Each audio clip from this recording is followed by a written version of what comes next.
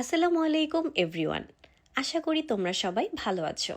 আজকের ব্লগটা আমার জন্য অনেক স্পেশাল, কারণ আজকে আমি গিয়েছিলাম সাউথ কোরিয়ার ফেমাস তিয়ানটিউলি ফেস্টিভ্যালে। অনেক দিন ধরেই এই জায়গাটায় আসার ইচ্ছে ছিল, অবশেষে আজকে সেই ইচ্ছেটা পূরণ হলো। কিন্তু অনেস্টলি বলতে গেলে আজকের দিনটা একদম ইজি ছিল না। এখানে আসতে আমার প্রায় 6 ঘন্টা লেগে গেছে।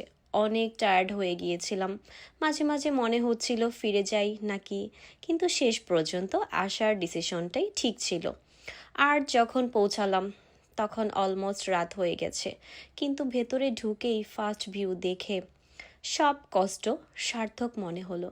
একদম অন্যরকম সুন্দর একটা জায়গা।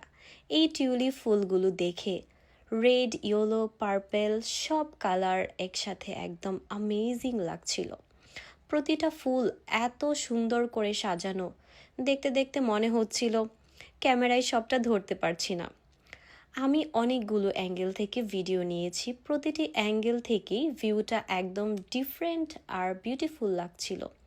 এক একটা স্পট এক এক রকম ফিল দিচ্ছে। পুরো জায়গাটা এত সুন্দর করে ডেকোরেট করা, মনে হচ্ছিল যেন একটি ফেয়ারি ল্যান্ডে চলে এসেছি। চারদিকে শুধু রং আর সৌন্দর্য।